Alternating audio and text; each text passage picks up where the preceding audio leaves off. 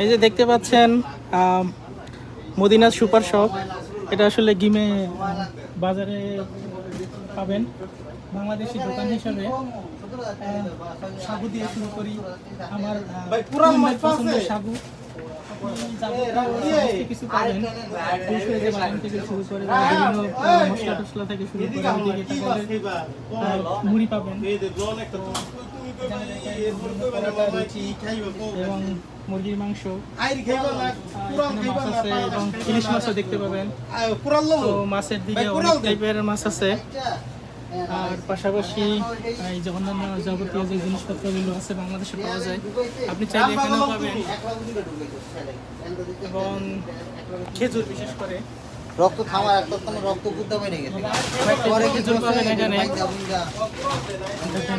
অবস্থা খারাপ করেছে এইটা